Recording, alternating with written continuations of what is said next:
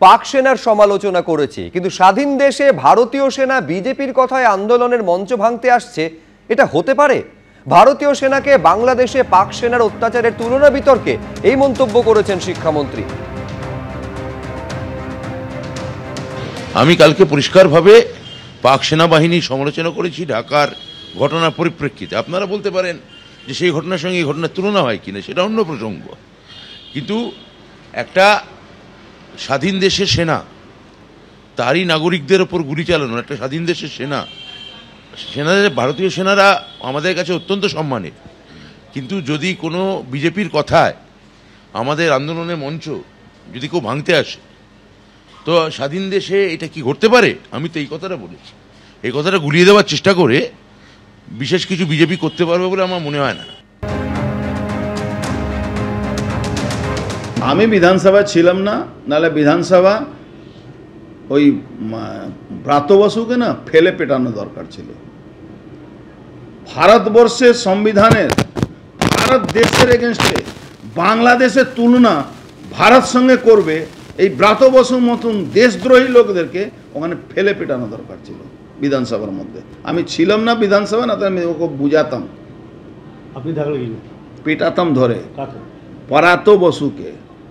একটা মন্ত্রী কিভাবে ভারতবর্ষের তুলনা বাংলাদেশ সঙ্গে করছে, যে বাংলাদেশকে ভারতবর্ষ জন্ম দিয়েছিল। এ তো নতুন কথা কিছু নয়। অর্জুন সিং এর মতো থার্ড গ্রেডের বিজেপি বাঙালি বা বাংলা ভাষা শুনলে মারতে আসবে, এ তো জানা কথা। আর অর্জুন সিং যদি বলে থাকে আমি বিধানসভায় যদি থাকতাম, দুই, আপনাদের জানিয়ে রাখি, অর্জুন সিং এ জীবনে আর কোনোদিন বিধানসভা বা লোকসভায় যেতে পারবে না, আজীবন। ওকে যদি হয় বড় জোর কাউন্সিলর হয়ে কাটাতে হবে। বিধানসভায় যদি থাকতাম, বিধানসভায় ঢোকার স্বপ্ন, লোকসভায় ঢোকার স্বপ্ন অর্জুন সিং এর শেষ। তিন, যদি তাও বা অর্জুন সিং যুক্ত বিধানসভায় এবং যদি বাঙালি লোককে মারো বলে তেরে আসতো, ওখানে একটাই অ্যান্টিডোট হিসেবে যদি শুধুমাত্র ওর পাশের কেন্দ্র বিজপুরের সুবোধ অধিকারীকে দেখতো, তাহলে পবন পিতা বলুন, ওই পবন পুত্র বলুন, ল্যাজ গুটিয়ে কুই কুই করে হাত জোর করে বিধানসভা থেকে বেরিয়ে আবার নিজের ঘরে ঢুকে পড়ত। যেমন অর্জুন সিংকে এই ধরনের কোনো কড়া স্টেপের কথা বলতে গেলে আগে না একটু ক্যালেন্ডারগুলো দেখে নিতে হয়, কারণ উনি কখন কোন দলে থাকবেন সেই অনুযায়ী তো স্টেপ নিতে হবে না।